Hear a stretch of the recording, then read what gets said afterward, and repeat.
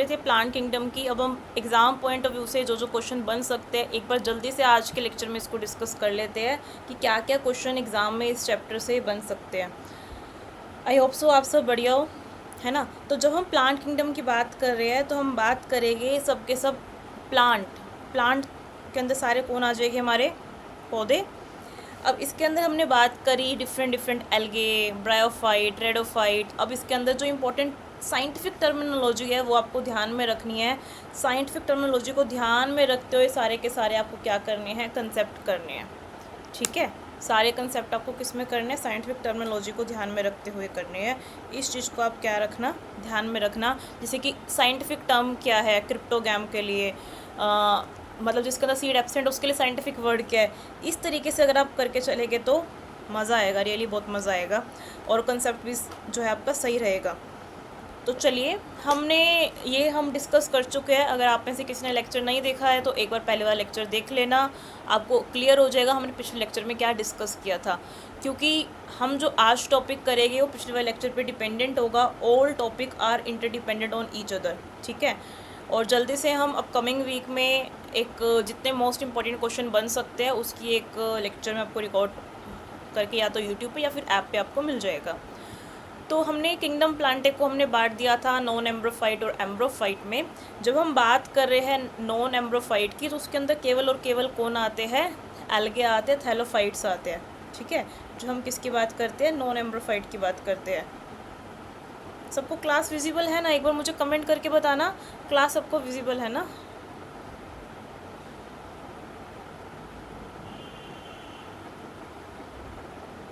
एक बार मैं देख लेती हूँ क्या क्लास विजिबल है।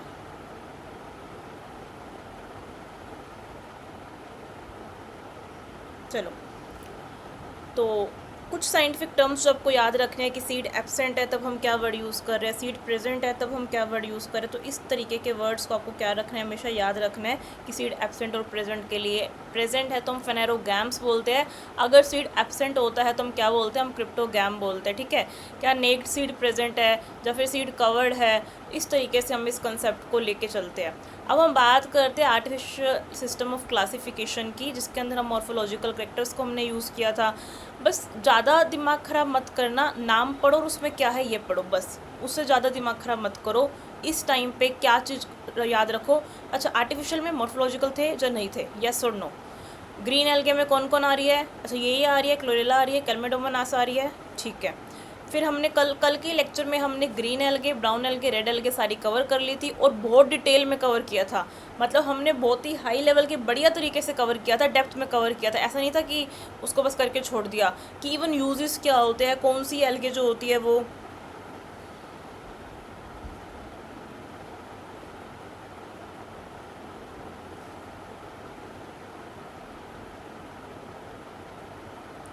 इसमें यूज़ होती है, सीरीज ऑक्सीडेशन में कौन सी एल्गे से एंटीबायोटिक यूज़ होती है, हमने ये सब कवर कर लिया था। देखो अब क्वेश्चंस जो बनते हैं और कहाँ से बनते हैं, ट्रेडोफाइट से, जिम्नोस्पर्म से। जिम्नोस्पर्म से एक दो क्वेश्चन आ सकते हैं, तो हम एक काम करते हैं जो क्वेश्चंस आ सकते हैं उन्हें एक बार जल्दी से कवर कर लेते हैं ताकि आपका एक्चुअल बेनिफिट हो जाए। ठीक है, तो ये आपको फ़ोटो आपको समझ में आ रही है, यहाँ पे क्लेमेडोनास आपको दिखा रखा है, उसका क्लोरेला का स्ट्रक्चर आपको शो कर रखा है। अब हम जल्दी से बढ़ते हैं रिप्रोडक्शन वाला टॉपिक थोड़ा हमें देखना पड़ेगा, क्योंकि यहाँ से हो सकता है प्लांट किंगडम से क्वेश्चन आ जाए बट रिप्रोडक्शन से क्वेश्चन आ जाए कि इनके अंदर जब रिप्रोडक्शन हो रहा है तो किस किस तरीके से हो रहा है, एडवेंटिशियस बर्ड्स बन रहे हैं और क्या बन रहे हैं। ठीक है, तो ये वाला टॉपिक आपको क्या रखना है, याद रखना है जो हम इसकी बात कर रहे हैं, रिप्रोडक्शन की बात कर रहे हैं कि एडवेंटिशियस ब्रांचेस आ रही है। क्या आपको दिखाई दे रही है यहाँ पे एडवेंटिशियस ब्रांचेस, एक बार आप ध्यान से देखिए यहाँ पे एडवेंटिशियस जो ब्रांचेस है, ये देखिए ये कौन सी है, साइड में जो ब्रांचेस आ रही है इसको बोल रहे हैं एडवेंटिशियस ब्रांचेस। ये वाले क्या है, ये वाले फ्रेगमेंट्स है। ठीक है, तो उसके बाद है परसिस्टेंट एपिक्स, जो ऊपर एपिक्स होते हैं उसको बोलते हैं परसिस्टेंट एपिक्स। उसके बाद ये एग कैनाल है, ये नेक कैनाल सेल्स है, यहाँ पे ये फूट हो गया, ये सीटा हो गया। ठीक है, ये कैप्स वॉल होगी किसकी, स्पोरोफाइट की, राइट। तो इतना आपको अच्छे से क्लियर हो गया ना, इतना अच्छे से क्लियर, आई होप सो आपको इतना अच्छे से क्लियर हो गया हो।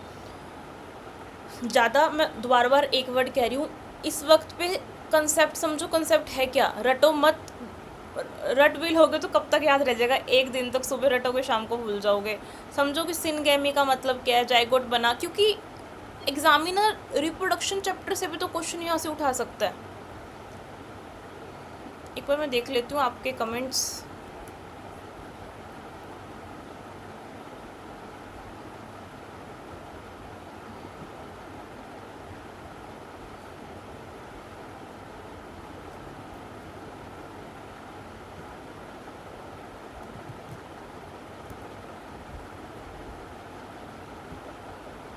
ठीक है, अब जो ये आपको डायग्राम शो, ये वाला डायग्राम है ना, ये बहुत काम का डायग्राम है।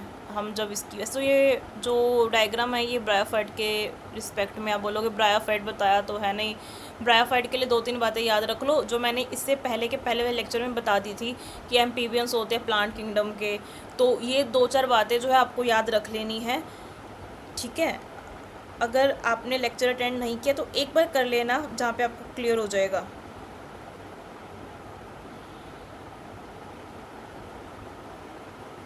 ठीक है, ब्रायोफाइट के ऊपर कि ब्रायोफाइट होता क्या, तो ये ब्रायोफाइट की प्रॉपर आपको लाइफ स्टाइल दिखा रखी है।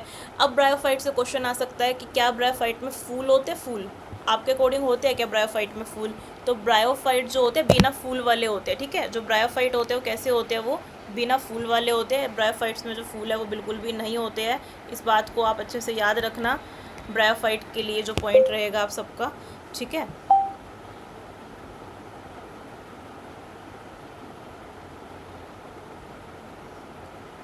एम्फीबियंस हम इन्हें बोल रहे हैं ब्रायोफाइट को। इसके अलावा अगर हम और इसकी बात करें तो ये नॉन वस्कुलर है। नॉन वस्कुलर का मीनिंग एक बार मुझे कमेंट करके बताना, what do you mean by the word non vascular? जिसके अंदर जाइलम और फ्लोएम प्रेजेंट होता है, जो नहीं होता। तो ब्रायोफाइट के अंदर जाइलम और फ्लोएम प्रेजेंट नहीं होता है, होगा भी नहीं। ठीक है, क्योंकि ये थैलोफाइटा से डेवलप हुए हैं। अगर हम इसकी बात करें ब्रायोफाइट्स की, एम्फीबियंस का पॉइंट आ सकता है एग्जाम में, नॉन वस्कुलर है ये आ सकता है। मैं जो PYQ आया हुआ है एक बार आपको वही बता रही हूँ, क्या क्या बने हुए हैं क्वेश्चन यहाँ से। और इसे एम्फीबियन बोल रही है, हमने कर लिया। अगर हम इसकी बात करें तो इन्हें रिप्रोडक्शन के लिए वाटर की रिक्वायरमेंट होएगी। ये क्वेश्चंस आए हुए हैं, एक बार नोट डाउन कर लो। अलग अलग टेट एग्जाम, अलग अलग कम्पिटिटिव एग्जाम में लाइफ साइंस से रिलेटेड ये क्वेश्चंस आए हुए हैं।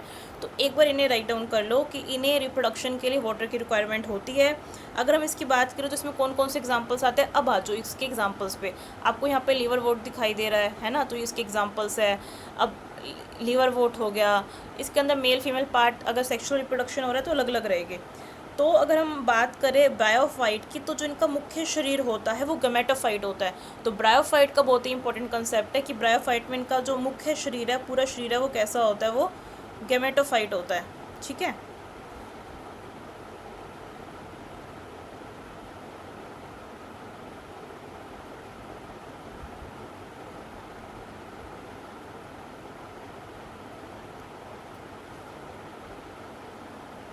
और इन्वायरमेंट से रिलेटेड जो हेल्प कर रहे हैं। अब आप बोलोगे मुझे क्या करना, ये कौन सा प्लांट जो कौन सा ये इन्वायरमेंट में हेल्प कर रहा है? देखो, प्लांट का इन्वायरमेंट में हेल्प मतलब इकोलॉजिकल बेनिफिट।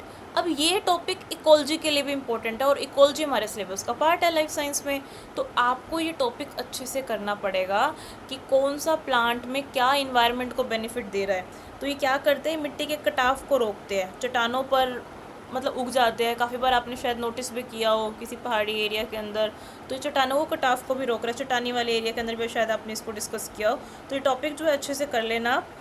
ठीक है, इंपॉर्टेंट कंसेप्ट इतना याद रख लेना कि इसके अंदर किस किस तरीके से साइकिल हो रही है, कि भाई गैमेटोफाइट से गैमेटोजेनेसिस हुई, गैमेट्स बने, गैमेट फ्यूज़ हुए, जाइगोट बना। एक बार ये देखो ऊपर वाला कि ये जाइगोट बना,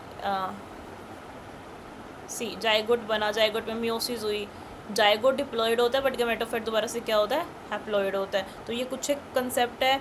और इकोनॉमिक इंपॉर्टेंस की हमने कर ली। इकोनॉमिक इंपॉर्टेंस में फिनेरिया आता है, मर्चेंटिया आता है, और सबसे इंपॉर्टेंट तो यही है कि ये एम्फीबियंस है प्लांट किंगडम के। इतना भी याद हो गया तो मतलब बहुत कुछ याद आपको हो गया। ठीक है, कुछ कुछ एग्जाम्पल्स है, याद रहे अच्छी बात है, नहीं याद रहे तो कुछ इंपॉर्टेंट चीज़ें याद कर लेना अभी के लिए। हाँ, बट नेक्स्ट पर आपके लिए तो वही सब याद करना पड़ेगा। अभी जो मैं पढ़ा रही हूँ बस वो याद कर लो।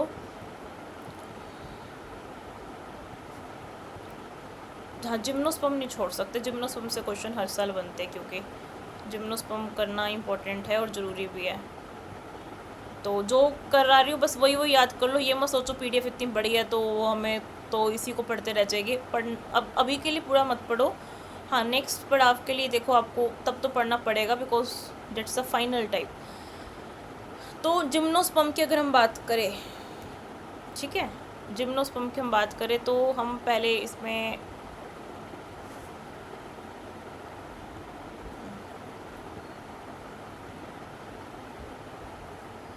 जिम्नोस्पर्म में क्या सीड प्रेजेंट थे, आप पहले मुझे इतना बता दीजिए, क्या जिम्नोस्पर्म में सीड प्रेजेंट थे, येस और नो?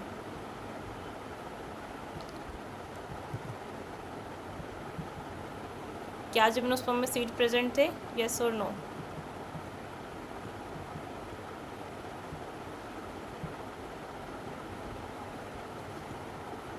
यस, सबने टाइप कर दिया कि जिम्नोस्पर्म में क्या प्रेजेंट है, जिम्नोस्पर्म में सीड प्रेजेंट है।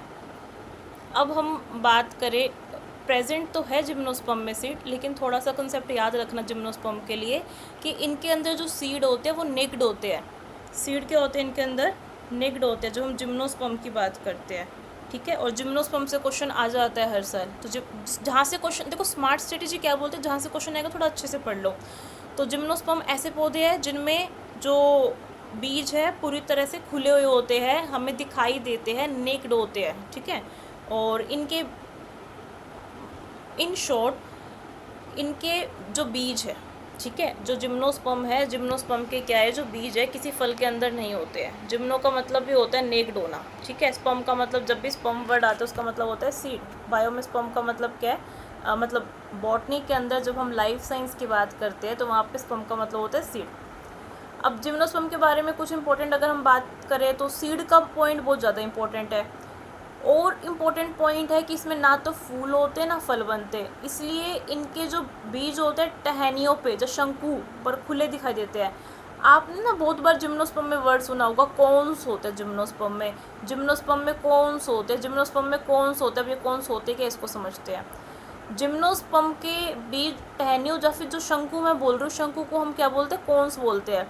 अगर हम बात करें तो जिम्नोस्पर्म हमें लगभग 12 मासी, मतलब पेरिनियल, पूरे के पूरे साल आपको दिख जाएंगे, वुडी होएंगे। और आपने शायद पढ़ा होगा एवरग्रीन फॉरेस्ट के बारे में, तो ये सदाबहार होते हैं, पेड़ और झाड़ियाँ होती है। अब दुनिया का जो सबसे सबसे सबसे ऊंचा पेड़ है, ठीक है, नाम बता सकते हो, एनसीईआरटी ने भी नाम लिखा है इसका, इसलिए इम्पोर्टेंट है कि दुनिया का सबसे ऊंचा पेड़ कौन सा है। तो दुनिया का जो सबसे ऊंचा पेड़ है उसका नाम है सिक्वोया, जिम्नोस्पर्म ही है ये, ठीक है। जो हम सिक्वोया की बात कर रहे हैं क्या है, वो जिम्नोस्पर्म है। तो इस कंसेप्ट को आपको क्या रखना है, याद रखना है। फिर हम बात करते हैं यहाँ पे वस्कुलर सिस्टम की। तो जिम्नोस्पर्म में, इनमें पानी और भोजन के ट्रांसपोर्टेशन के लिए क्या होता है, जाइलम होता है, और फ्लोएम जो होते हैं विकसित हो जाते हैं। अब आप कहोगे एल्गे में तो नहीं था, अरे यार एल्गे को नीड भी नहीं थी, है ना। तो मेरे प्रिय भाई और बहनों, कंसेप्ट को समझो कि एल्गे को नीड भी नहीं थी और वस्कुलर सिस्टम था भी नहीं। पत्ती होती है क्या, बिल्कुल पत्तियाँ तो होएगी, इसमें पत्तियों की ना एक निशानी होती है, सुई की तरह पत्तियाँ होती है। अभी हम फोटोग्राफ मैंने इस पीडीएफ में डाली हुई है। और पानी के नुकसान को कम करती है। बर्फ़, मान लो बर्फीले इलाके में है, जैसे अगर आप कभी वैष्णो देवी गए हो तो आपने देखा होगा वहाँ पे ऐसे ऐसे पेड़ होते हैं जो बड़े, उसकी पत्तियाँ नुकीली सी होती है, मतलब चुभती नहीं है वैसे, बट पतली पतली पत्तियाँ होती है। क्यों, कल को बर्फ़ वगैरह पड़ी, या फिर केदारनाथ वाली साइड आपने देखा होगा, कभी मूवीज़ में ऐसे देखा होगा, पहाड़ी एरिया में इस तरीके से है। तो इसमें पाइन को चीड़ बोलते हैं, चीड़। ये एग्जांपल्स सारी आपको फ़ोटोज़ दिखा रखी है, फ़ोटोज़ एक बार देख लोगे तो क्लियर हो जाएगा कंसेप्ट। जैसे कि पाइन हो गया, सेडार जिसको देवदार बोलते हैं, साइकस को साइकस ही बोलते हैं। साइकस तो यूनिवर्सिटीज़ में भी मिल जाते हैं आपको, हरियाणा एग्रीकल्चर यूनिवर्सिटी हिसार में, HU, बहुत सारे साइकस भरे पड़े हैं, ठीक है। वहाँ पे लाइब्रेरी के आगे इतने ऐसे साइकल्स लगा रखे हैं ना HU के अंदर, तो इतने, मतलब लाइब्रेरी से निकलो और आगे इतने सारे साइकल्स है। गिंको भी अपने हरियाणा के अंदर बहुत सारे यूनिवर्सिटीज़ में मिल जाएगा आपको, HU में भी बहुत है गिंको ही बोलते हैं, हिंदी में भी गिंको ही बोलते हैं। हाँ, पाइन को चीड़ बोल रहे हैं, सेडार, ये सब जिम्नोस्पर्म के एग्जाम्पल है। अगर मैं जिम्नोस्पर्म की बात करूँ तो आंतरिक बनावट क्या है, मतलब आंतरिक बनावट और उनका जो रिप्रोडक्शन हो रहा है, मतलब इनकी बॉडी इंटरनली इस तरीके से मिलके बनी है कि इनको बढ़िया तरीके से रिप्रोडक्शन कर सके। फिर जब हम बात कर रहे हैं जिम्नोस्पर्म में, ये तो आपने इंपॉर्टेंट करेक्टर जान लिया। अब जिम्नोस्पर्म में ना 4 ग्रुप्स होते हैं, साइक्डोप्सीडा, जिंकोप्सीडा, कोनिफेरोप्सीडा, जेंटोप्सीडा। अब इतना मत दिमाग ख़राब करो इस वक्त कि कौन कौन से ग्रुप होते हैं, उसका क्या क्या फंक्शन होता है। अभी के लिए सिर्फ इतना याद कर लो, जिम्नोस्पर्म के फीचर और ग्रुप्स कितने होते हैं, 4 होते हैं। ये हम नेक्स्ट पड़ाव में बहुत डिटेल में करेंगे, बिकॉज वी नीड टाइम। इसके लिए हमें डिटेल में टाइम चाहिए। मैं आपको पढ़ा दूँ, समझ में नहीं कोई फ़ायदा नहीं। जैसे हमने पढ़ा कॉनिफर्स है, तो कॉनिफर्स को हम जानेंगे कॉनिफर्स के अंदर गैमेट्स कैसे होते हैं, डाइशियस है, मोनोइशियस है। हाँ, मैंने रिप्रोडक्शन में ना बहुत डिटेल में पढ़ाया था मोनोइशियस डाइशियस। अब मुझे कमेंट करके बताओ कि मोनोइशियस और डाइशियस में क्या डिफरेंस होता है, जल्दी से। तब तक के लिए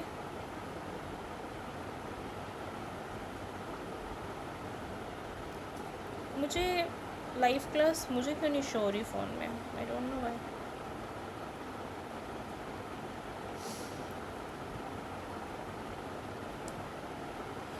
हाँ, एक इम्पॉर्टेंट पॉइंट जिम्नोस्पर्म के लिए जो रहेगा कि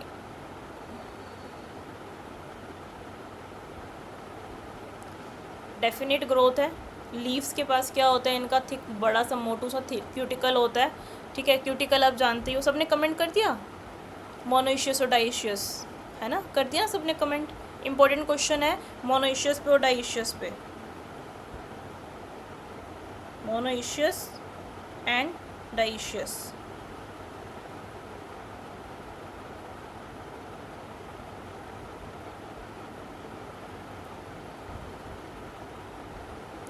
देखो, याद करने का सबसे अच्छा तरीका बताऊं कि हमारे पास एक घर है और एक ही घर है, और उस घर में मेल भी रह रहा है और फीमेल भी रह रही है।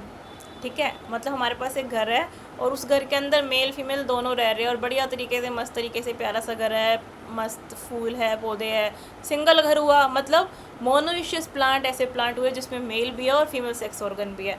कभी नहीं भूलोगे लाइफ में, कभी भी नहीं भूलोगे लाइफ में अगर इस तरीके से याद करोगे तो।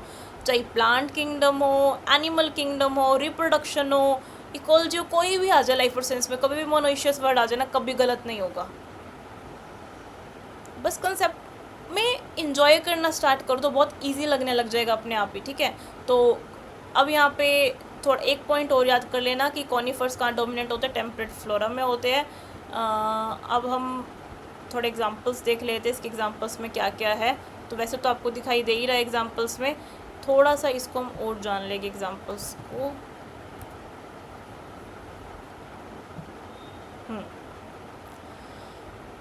तो ये साइकस का प्लांट है। ठीक है, ये जो आपको दिखाई दे रहा है साइकस है। साइकस की वैसे आज के टाइम पे छोटी बड़ी सब वैरायटी मिल जाती है। अगर आपके पास आपने बॉटनी सब्जेक्ट पढ़ा, मतलब पढ़ा है, ऑफकोर्स ही बात है, पढ़ा ही है। तो अगर आपने मॉर्फोलॉजी पढ़ा उसमें तो 100% आपने पढ़ा होगा कि लीफ होती है, लीफ में लीफलेट्स होती है ना, पढ़ा है ना सबने। तो ये बीच में, ये प्लांट के फिजियोलॉजी में भी इम्पोर्टेंट है कि जो बीच वाली है वो मिड रिब है। ठीक है, ये वाली रेचिस है। ठीक है, फिर जो छोटे छोटे इसको हमने लीफलेट बोल दिया। तो ये थोड़ा सा याद रखना इसके अंदर।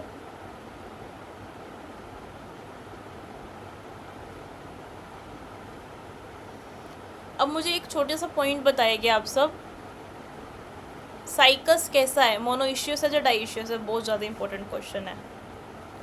आपके अकॉर्डिंग साइकस कैसा है, मोनोइशियस है या डाइशियस है? और पता है इसी स्लाइड में आंसर भी है, जो आपके सामने आपको शो हो रहा है ना, मेरे पीछे जो आपको शो हो रहा है उसके अंदर आपको आंसर भी दिया हुआ है, डायरेक्टली और इनडायरेक्टली आंसर दे रखा है। सोचो एक बारी कि साइकस एक्चुअली है क्या।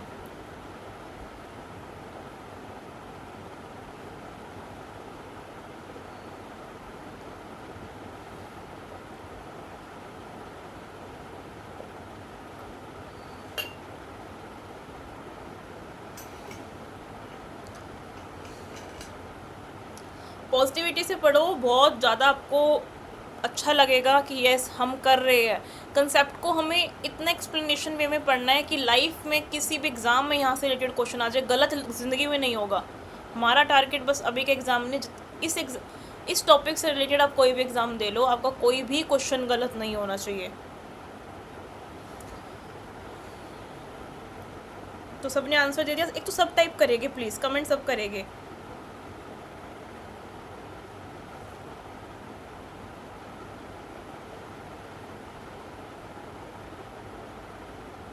कर दिया सबने कमेंट?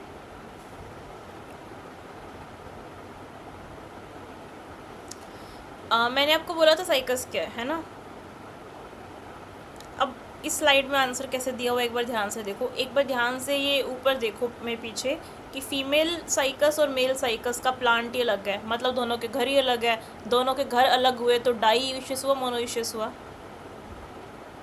डाईइशियस हुआ ना, है ना। तो देखो डायग्राम को एक बार देखना कितना ज़रूरी है। आप पढ़ोगे, आपने चलो एमसीक्यू में पढ़ भी लिया, पढ़ लिया, मान लो कि साइकस जो है डाईइशियस है, क्या कितने % चांस है कि आपको 4 दिन के बाद याद रहेगा? क्यों? क्योंकि एग्जामिनर साइकस, आप एक बार डायग्राम देखो, वहाँ पे आपको थोड़ा सा याद रहेगा कि अच्छा, अब एक्सप्लेनेशन अच्छे से पढ़ने का बेनिफिट सुनो, आपको याद रहेगा कि अच्छा जब मेल साइकस हम पढ़ रहे हैं तो मेल साइकस में मेल कौन है? भाई मेल कौन अलग प्लांट में आ रहा है, फीमेल का मेगास्पोरोफिली अलग प्लांट में आ रहा है, भाई फ़र्क है दोनों में, फ़र्क तो है। अब आप भूलोगे नहीं, अब आप भूलोगे नहीं, और अगर कंसेप्ट भूलेगे नहीं तो फिर कंसेप्ट से कुछ भी आ जाए बेनिफिट मिलेगा इस चीज़ का, ठीक है।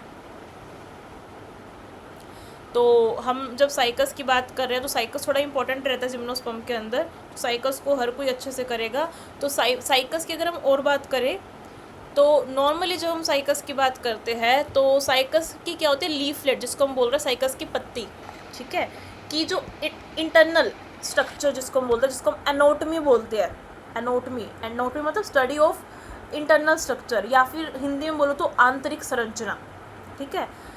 ये क्या होता है एक्चुअली, ज़ीरोफाइटिक कंडीशन। ज़ीरोफाइटिक मतलब जो बहुत ज़्यादा सूखे में रह सकते हैं। तो अगर ये क्वेश्चन इकोलॉजी से आता है, एक बार रिलेट करो टॉपिक को, कि अगर साइकस का क्वेश्चन इकोलॉजी से रिलेट होता है तो वहाँ पे आपसे पूछा जाएगा कि जब हम साइकस को पढ़ रहे हैं तो साइकस के अंदर उसकी बॉडी, आंतरिक संरचना किस तरीके से है ताकि वो कम पानी वाले क्षेत्र में जिंदा रह सके, पानी के नुकसान को रोका जा सके। अब हम और क्या पढ़ेंगे, हम देखेंगे साइकस के लीफलेट को, मतलब आप इवन कट भी कर सकते हो, शायद आपने बहुत बार लैब में एक्सपेरिमेंट करके देखा भी होगा। अब आप मुझे बता सकते हो कि आप क्या प्रेफर करते हो, टीएस या एलएस? साइकस के केस में टीएस होता है ट्रांसवर्स सेक्शन, है ना, ट्रांसवर्स सेक्शन 2 मुख्य भाग में आराम से विभाजित हो जाएगा इसके अंदर, ठीक है। और बीच का जो फूला हुआ भाग होता है जिसको मिड रिम बोलते हैं, आपको मिड रिम दिखाई दे रही है यहाँ पे, मिड रिम मध्य शिरा इसको बोलते हैं। और दोनों तरफ क्या है इसके, बिल्कुल पतले पतले पतले पतले विंग से होते हैं।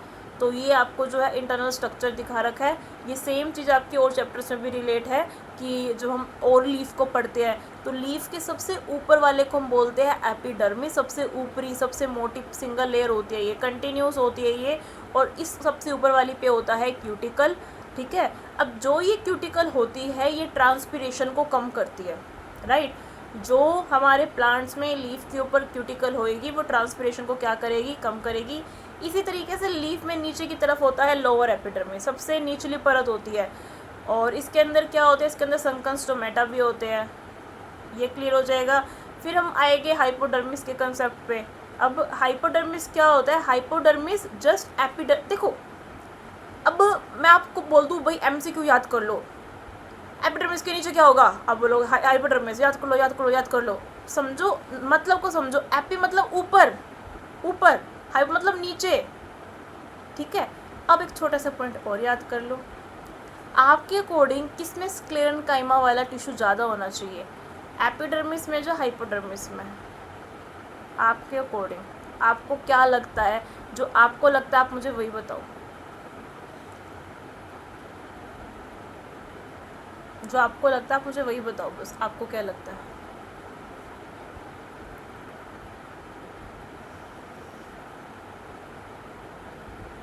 मैकेनिकल स्ट्रेंथ हाइपोडर्मिस प्रोवाइड कर रही है, ठीक है, और जो भी मैकेनिकल स्ट्रेंथ दे रही है, अत्यधिक गर्मी से बचा रही है, तो वहाँ पे हाइपोडर्मिस होगा। रीज़न क्या होता है, क्योंकि हाइपोडर्मिस वाले रीज़न में वो बीच में जो वो होती है ना मिड रिब होते हैं, वो आनी स्टार्ट हो जाती है, ठीक है।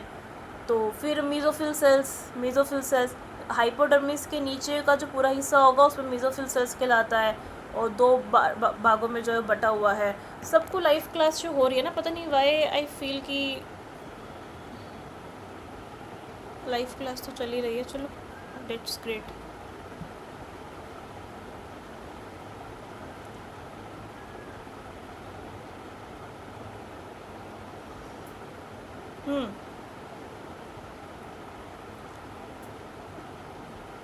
और नॉर्मल फोटोसिंथेसिस होएगी। तो ये कुछ एक कंसेप्ट है जो आपको लीफ की सेक्शन के याद रखने हैं, क्योंकि जो मैंने एपिडर्मिस वगैरह बताया था वो तो कोई भी लीफ है, सबके अंदर ही ये वाला कंसेप्ट रहता है। डन, ये सबके अंदर ये वाला कंसेप्ट रहता है। अब आप एक डायग्राम देखो, क्या आपको यहाँ पे साइकस की कैरोलॉइड वो दिख रहे हैं, कैरोलॉइड रूट्स दिख रही है? ये कंसेप्ट भी बहुत ज़्यादा इंपॉर्टेंट है, ये प्लांट फिजियोलॉजी से भी इंपॉर्टेंट है। साइकस की कैरोलॉइड रूट्स, यहाँ से एग्जामिनर क्वेश्चन उठाएगा तो कैसे क्वेश्चन बनेगा। देखो जिम्नोस्पर्म बहुत ज़्यादा इंपॉर्टेंट है, जिम्नोस्पर्म इंपॉर्टेंट है, इसलिए जिम्नोस्पर्म को हम डिटेल में कर रहे हैं। मैंने आपको ट्रेडोफाइटा कराया ही नहीं, क्योंकि ऐसा नहीं ट्रेडोफाइटा कराया नहीं है, हाँ अरे ट्रेडोफाइटा कराया भाई। इससे पहले के पहले वाले लेक्चर में जाके देखो, ट्रेडोफाइटा के फीचर बता दिए थे कि उसके अंदर क्या क्या फीचर्स होते हैं। ठीक है, फीचर्स के अंदर बता दिया कि कैसे वस्कुलर टिश्यू है या नहीं है, फर्स्ट क्रिस्टल प्लांट है और क्या नाम है इसका, तो ये सारे फीचर बता दिए थे। क्योंकि मुझे अभी फास्ट चलना है तो that's why today I come on gymnosperm. तो कैरोलॉइड रूट्स क्या होती है? स्पेशलाइज होती है, ब्रांच होती है, रूट्स होती है, ये स्पेशलाइज है, ब्रांच है। कहाँ ग्रो करती है? सरफेस के नियर ग्रो करती है। ठीक है, कहाँ ग्रो करेगी? सरफेस के नियर, सरफेस के पास ग्रो करेगी। तो इस बात को आपको याद रखना है, ये कहाँ पे ग्रो करती है? सरफेस के पास ग्रो करती है, बिल्कुल। और अगर हम बात करें तो ना, ये जो हम एनिमल किंगडम पढ़ रहे थे, हमने ना वहाँ पे कोरल्स की बात करी थी, कोरल्स की नहीं करी थी, नहीं है या तो एक बार आप देख भी सकते हो, लेक्चर PDF शेयर करी हुई है कि मेराइन जो इनकी रूट्स होती है ना, कैरोलॉइड रूट्स होती है, ये मेराइन कोरल रीफ्स की तरह दिखाई देती है। वहाँ से इनका वर्ड क्या है? वहाँ से इनका वर्ड है कैरोलॉइड। समझ रहे हो कि अगर स्टेटमेंट टाइप क्वेश्चन आ जाए एग्ज़ाम में, असर्शन रीज़न आ जाए एग्ज़ाम में कि इनका नाम कोरल रीफ कैसे पड़ा, क्यों हमने इसको कैरोलॉइड बोला, तो ये they look like marine coral reefs, वहाँ से इनका नेम क्या आ गया? वहाँ से इनका नेम कैरोलॉइड आ गया। तो कुछ कुछ इनके करैक्टरिस्टिक्स होते हैं, जैसे कि नेगेटिव जियोट्रॉपिज्म। अब क्या आपको जियोट्रॉपिज्म का मतलब पता है? अगर पता है तो प्लीज़ एक बार कमेंट करके आप मुझे बता सकते हैं, बता सकते नहीं है, बताएंगे। What do you mean by the word geotropism?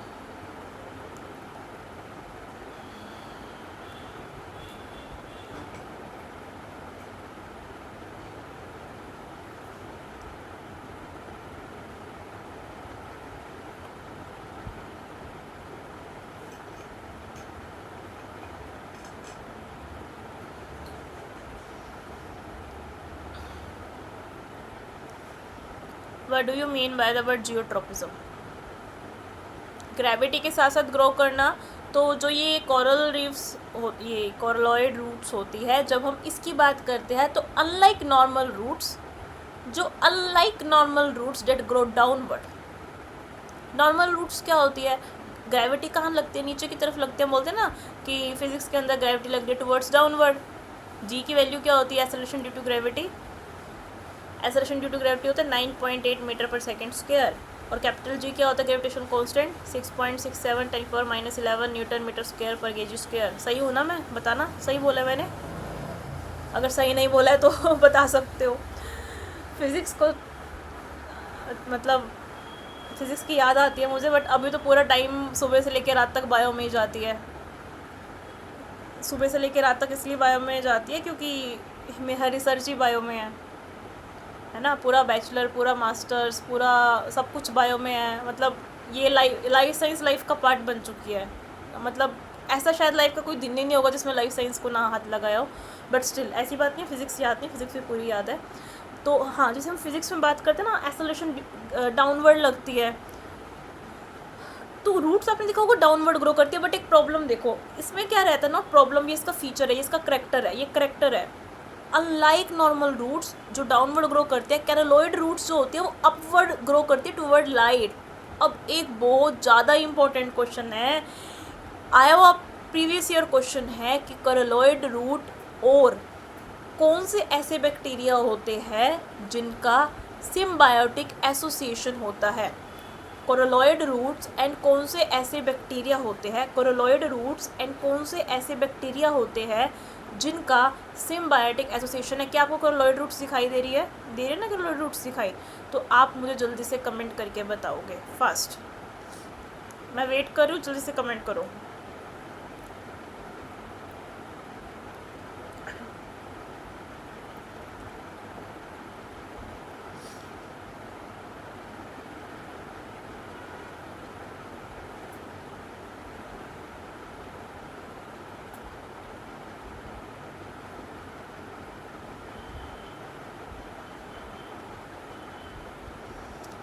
कर दिया? अरे कर दो यार कमेंट, इतना भाव मत खाओ, सब कर दो कमेंट।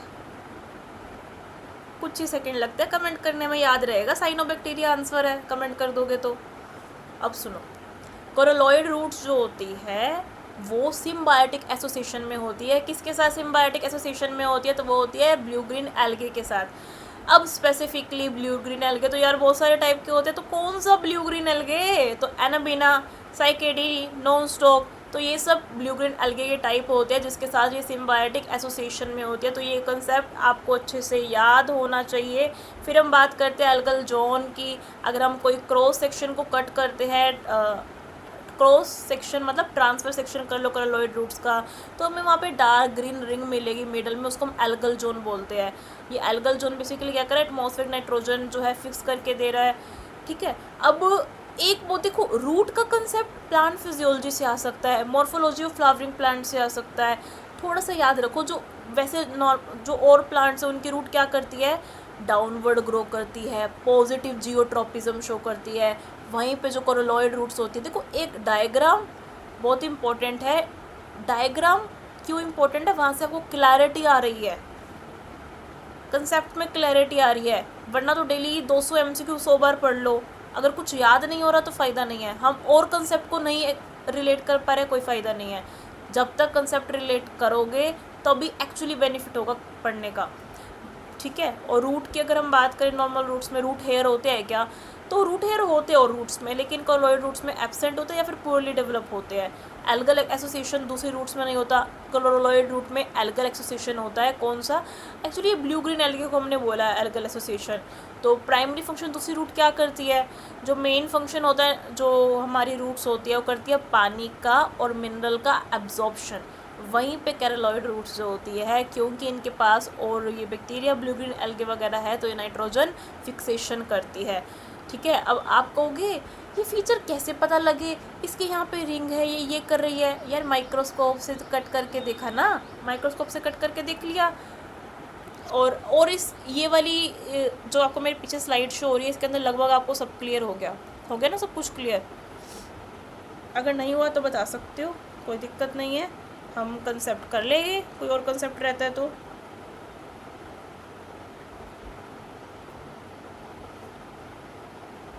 और क्या क्वेश्चन बनते हैं यहाँ से? हाँ, पाइनस से क्वेश्चन आए हुए हैं। एक मैं पाइनस और बता देती हूँ जो मुझे पीवाई के साथ खोले हुए हैं, तो आपको जल्दी से पाइनस के बारे में बता देते हैं।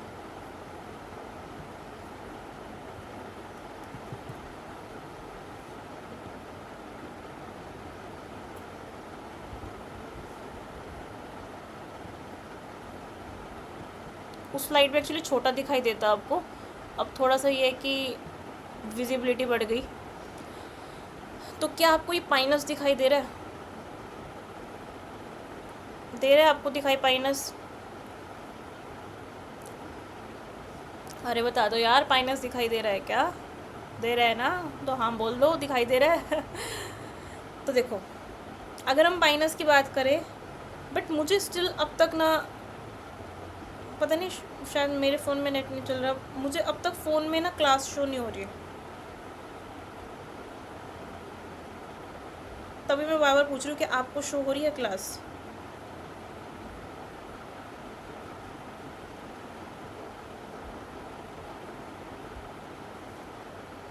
How is it possible?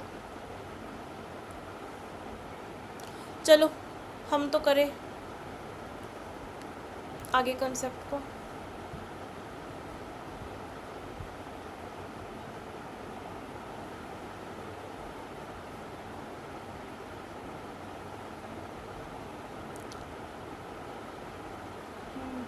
में तो शो हो रही है।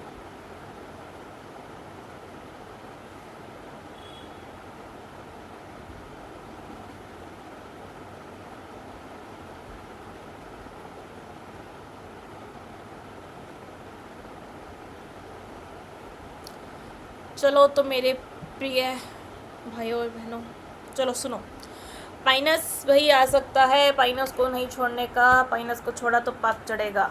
इम्पोर्टेंट है, पहले आया हुआ है। तो पाइनस बोलता है मुझे अच्छे से पढ़ने का, मैं पहले आया हुआ हूँ। तो सुनो, पाइनस लार्ज जीनस है। पाइनस क्या है? जीनस है, स्पेसिफिक पाइनस जीनस होता है किसका? कोनीफर ट्रीज का। अब आप कहोगे वो तो ठीक है मैम, लेकिन पहचानेंगे कैसे इसको? तो इनका रिकॉग्निशन में क्या रहता है? नीडल लाइक लीव्स रहती है, बिल्कुल ऐसे पतली पतली पतली नीडल लाइक लीव्स रहेगी। और वो जो नीडल लाइक लीव्स होगी बंडल्स के अंदर होएगी। बंडल्स को क्या बोलते हैं, है ना? अगर एग्जामिनर का दिमाग सटका हुआ है ना, अगर एग्जामिनर की बीवी से लड़ाई हो गया तो एग्जामिनर पूछ लेगा कि बंडल्स जो ग्रुप में होता है उसको क्या बोलते हैं? फेसिकल्स बोलते हैं। फेसिकल्स पे क्वेश्चन पीवाईक्यू में नहीं आया हो। पीवाईक्यू में क्वेश्चन आया हो कि पाइनस क्या है, जीनस है, कि किससे बिलोंग करता है? कोनिफर ट्री से बिलोंग करता है। एक क्वेश्चन जो पीवाईक्यू के लिए बहुत आया हुआ है और मोस्ट प्रोबेबल क्वेश्चन है, मोस्ट इंपॉर्टेंट क्वेश्चन है कि पेरिनियल प्लांट्स जो होते हैं वो कैसे होते हैं? मोनोइशियस होते हैं या डाईइशियस होते हैं? ये वाले पाइनस वाले, पाइनस पेरिनियल भी होता है, ठीक है? जो पाइनस होता है, पाइनस कैसा होता है? पाइनस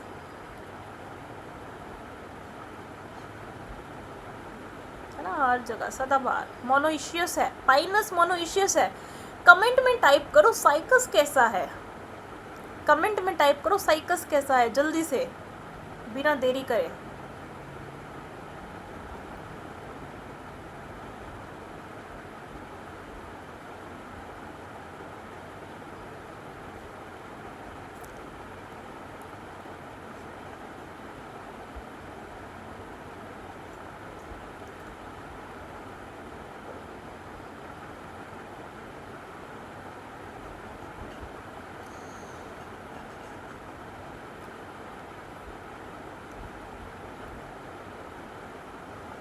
कर दिया टाइप। पाइनस कैसे है? मोनोइशियस है, मतलब एक प्लांट के अंदर ही मेल भी होगा और फीमेल भी होगा। अब ये डायग्राम पता है मैंने आपको क्यों बड़ा अलग स्लाइड पे दिखाया, क्यों अलग स्लाइड पे पीछे करके दिखाया? अब आपको ना बहुत क्लियरली दिखाई दे रहा होगा एक प्लांट के ऊपर मेल और फीमेल कोन्स। ये एक ही प्लांट का है, ठीक है? इतना याद रखना। लीफ को एक बार देखो, एक बार लीफ को ध्यान से देखो, ध्यान से। लीफ को ध्यान से देखने में आपको क्या चीज़ समझ में आ रही है? कितनी पतली है ना लीफ, लीव्स लंबी भी है लेकिन। तो एक पॉइंट जो लीफ का most important, most probable question बनता है, लॉन्ग होगा, पतला होगा, नीडल लाइक होगा, और काउंट बंडल बंडल में लीव्स होती है क्योंकि, ठीक है? क्लस्टर में होते जैसे 5 क्लस्टर ऐसे लॉन्ग, लंबी लंबी इनकी शूट्स रहती है। आप समझ पा रहे हो सिर्फ डायग्राम को देख के? अगर आपको डायग्राम की फ़ोटो भी याद है ना, एक बार दिमाग में पिक्चर है कि अरे साइकस थोड़ा ऐसा दिख रहा था, पाइनस थोड़ा ऐसा, उसके मेल फीमेल एक में ही होते हैं, मतलब मोनोइशियस होता है, साइकस में अलग अलग था। तो अच्छा, पाइनस के थोड़ी लंबी लंबी शूट्स थी, अनलिमिटेड सी इनकी ग्रोथ थी। कुछ ड्वार्फ शूट भी होती है जिनकी लिमिटेड ग्रोथ होती है। और आपको क्या समझ में आ रहा है देख के, डायग्राम को देख के? और क्या समझ में आ रहा है कि यार मेल कौन सॉफ्ट है? मेल सॉफ्ट तो हमें नहीं दिख रहा, लेकिन हमें स्मॉल दिख रहा है मेल कौन, और स्मॉल ही होता है। मोस्ट इंपॉर्टेंट क्वेश्चन, मेल कौन स्मॉल होता है, सॉफ्ट होता है, शॉर्ट लिव्ड होता है। ये प्रोड्यूस करते हैं और रिलीज कर देते हैं येलो कलर के क्या? पोलन। प्लांट पढ़ रहे हैं भाई, स्पर्म मत बोल देना, गलत हो जाएगा। गलत तो क्या ही होगा, बट प्लांट है, पोलन बोलेंगे। फीमेल कॉन्स की अगर हम बात करें तो बड़े बड़े लार्जर होते हैं, वुडी होते हैं। फीमेल कॉन ही सीड को कैरी करते हैं। फीमेल कॉन ही किसको कैरी करते हैं? फीमेल कॉन ही सीड को कैरी करते हैं। क्या ये कंसेप्ट याद रहेगा?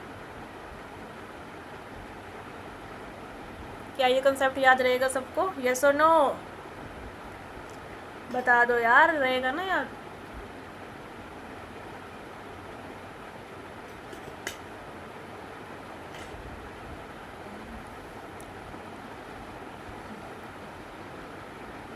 और क्या पॉइंट पेपर में आया हुआ क्वेश्चन है, इनकी रूट से आया हुआ क्वेश्चन होता है। एक्चुअली अभी आपको याद होगा कि कुछ दिन पहले मैं बोल रही थी मेरा मुझे कोल्ड हो रहा है, तो कोल्ड के कारण मुझे मुझे स्मेल फील नहीं हो रही थी किसी भी चीज़ की, अच्छी बुरी। तो ये मैंने मॉर्निंग में जब मैं पार्क गई थी मतलब मैं जाती हूँ मॉर्निंग में घास पे चलने के लिए, ताकि ये चश्मा हट जाए नेचुरल तरीके से, इसलिए। तो मैंने एक फूल लिया वहाँ से, सजेस्ट में। रियली मतलब इसके बाद से इतनी इसकी स्ट्रॉन्ग और अच्छी फ्रेगनेंस है। इसकी फ्रेगनेंस के बाद से मेरे जितने भी ऑल्फैक्टरी लोब्स थे, दे ऑल कैन फील, है ना, जो सेंस ऑर्गन थे वो फील कर पा रहे हैं फ्रेगनेंस को। तो मेल की अगर हम कौन की बात कर रहे थे, tap root system, tap root system, ये याद कर लेना। अब मुझे जल्दी से कमेंट करके बताओ, साइकस का किससे सिम्बायोटिक एसोसिएशन था? अभी पढ़ा है जस्ट। साइकस का किसके साथ सिम्बायोटिक एसोसिएशन होता है?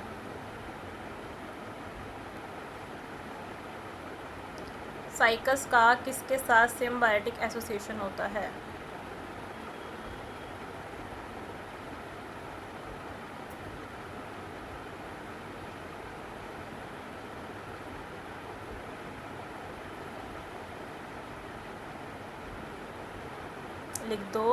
लिख दो यार, लिख दो, टाइम मत लगाओ, सब लिखा करो, कमेंट सब लिखो। ब्लू ग्रीन एल्गी के साथ। और टैप रूट सिस्टम किस में होता है? टैप रूट सिस्टम, तो टैप रूट सिस्टम होता है स्पाइनस में।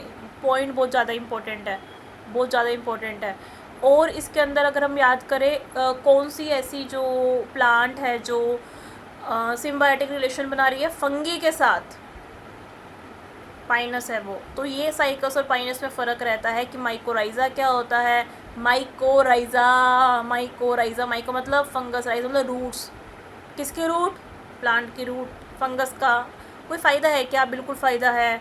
माइकोराइज़ा पानी ज़्यादा एब्जॉर्ब कर रहा है, न्यूट्रिएंट ज़्यादा एब्जॉर्ब कर रहा है। तो आपने ये पाइनस का ये देख लिया। अब आपको बस सेड्रस का और बताना है मुझे, ठीक है? जैसे मैं सेड्रस का बता दूंगी तो आपको जो है कंसेप्ट और क्लियर हो जाएंगे। मेल फीमेल कौन का आपने देख ही लिया कि मेल कौन छोटे दिखाई दे रहे हैं। देखो पेपर के में आप भी सोचोगे कि एक एक कंसेप्ट के लिए कितनी मेहनत करनी पड़ती है। बिल्कुल। अब हमें पता है जिम्नोस्पर्म से एक दो क्वेश्चन भी आ गए तो उस दो के लिए भी हम कितना डिटेल में पढ़ रहे हैं, तो मेहनत एक बार तो करनी पड़ेगी, क्योंकि वो सिर्फ इस एग्ज़ाम के लिए मेहनत नहीं है ना, वो और इससे रिलेटेड जितने भी एग्ज़ाम है सबके लिए वो मेहनत हो रही है आपकी इस वक्त, ठीक है? तो ये मत सोचो यार दो ही तो क्वेश्चन आएंगे, मैं उसके लिए इतना पढ़ रहा हूँ, जिम्नोस्पर्म से और कितने आ जाएंगे। लेकिन और एग्ज़ाम्स में मिला के अगर उस तरीके से मिलाओ तो पता नहीं इस टॉपिक से कितने क्वेश्चन बनते हैं।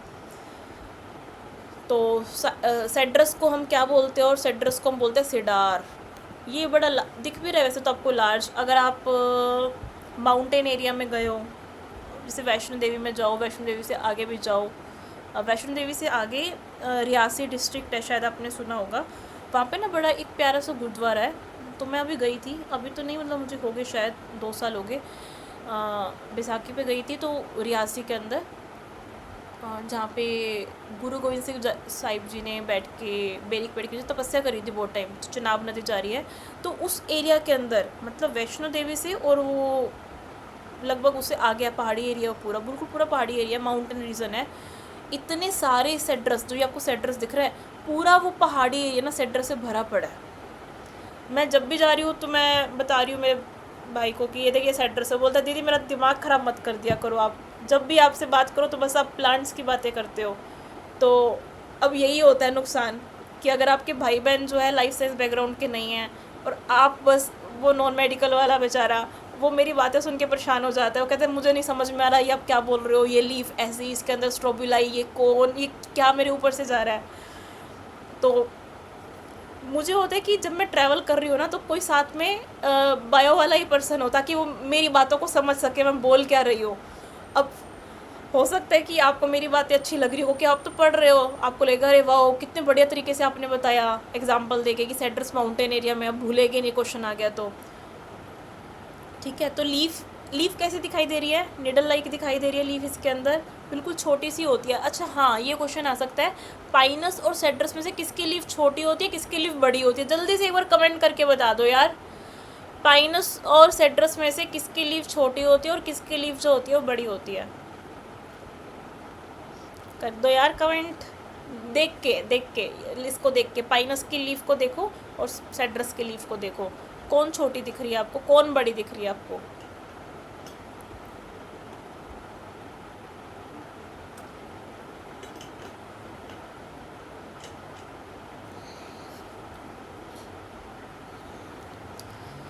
छोटी छोटी होती है सेड्रस, है ना, और ये पाइनस की बड़ी होती है। तो देखो आप डायग्राम की एक बार फोटो भी दिमाग में है ना, तो कंसेप्ट कितना ईजी लग रहा है। वरना अगर सिर्फ रटना पड़ जाए एम्स फॉर्मेट में, तो नंबर में काउंटिंग में तो आपने बहुत सारे कर लिए क्वेश्चन, बट एक्चुअली आपको याद नहीं रहेगा कुछ भी। एक बार डायग्राम की हेल्प से करोगे ना, इसको बोलते हैं एक्चुअली स्टडी करना, लॉन्ग टर्म स्टडी करना, हर एग्ज़ाम को कवर करना साथ में। आप जब पढ़ रहे हो साथ में सारे एग्जाम्स को कवर करो, it is a long term study, right. तो सेट्रस हमने देख लिया। सेट्रस के अंदर हमने देखा कि लार्ज है, एवरग्रीन होता है, ये कॉनिफेरस के अंदर रहता है, माउंटेन रीजन में रहता है, हिमालय वगैरह में मिल जाएगा। और पाइनस भी पिनिएसी फैमिली का था, ये भी पिनिएसी फैमिली का है। पिनिएसी फैमिली तो अभी हम नहीं कर रहे हैं, बस इतना सुन लो ताकि थोड़ा याद रह जाए। तो ये इसके कुछ रहते हैं। और हाँ, सेट्रस से ना बहुत सारे ऑयल्स वगैरह निकाले जाते हैं। चलो ये तो इसकी होगी इकोनॉमिकल इंपॉर्टेंस, इकोलॉजिकल इंपॉर्टेंस, ये इकोलॉजी का पार्ट हो गया। इकोलॉजी हमारे सिलेबस में भूल मत जाना इस बात को। एसेंशियल ऑयल निकलते हैं, शायद आपने सुना होगा सेडार वुड ऑयल। ये अलग अलग वुड के जो ये होते हैं ना, ये कुछ वुड ऐसी होती है। एक कल की बात है, कल मैं इवनिंग में गई थी दिल्ली में एक जगह मंदिर के लिए। तो वहाँ पे मैं गई और मैंने आस्क फॉर मंदिर प्राइस, उन्होंने मुझे बोला सिर्फ 7.5 लाख। मंदिर दिखने में अच्छा था, छोटा ही था। तो मैं हैरान कि ये ऐसा कैसे। तो उन्होंने कोई वुड का नाम बताया था, फॉरगेट द नेम, कि ये इस वुड से मिलके बना है और ये वुड बहुत ही कम वुड पाई जाती है और इसकी कुछ एक फ्रेगनेंस, उस वुड से नेचुरली फ्रेगनेंस आ रही थी। और वो एक इम्पॉर्टेंट चीज़ थी कि वो वुड हमेशा फ्रेगनेंस नेचुरली देगी, मतलब हमें कोई भी इत्र वहाँ पे मंदिर में छिड़कने की नीड नहीं है। डेट्स द रीज़न कि वो जो मंदिर मतलब उसकी जो वुड थी वो दे रही थी। सिमिलरली सेड्रस का क्या रहता है, सेड्रस की वुड में नेचुरली फ्रेगनेंस आती ही है, क्योंकि जो ये सेड्रस होता है एसेंशियल ऑयल रिलीज़ करता है। आपने शायद ना बायोकेमिस्ट्री में पढ़ा होगा, सेकेंडरी मेटाबोलाइट में आपने एसेंशियल ऑयल पढ़ा है। येस और नो करके बताना, पढ़ा है क्या कभी, बता दो यार, पढ़ा है तो बता दो। Secondary metabolite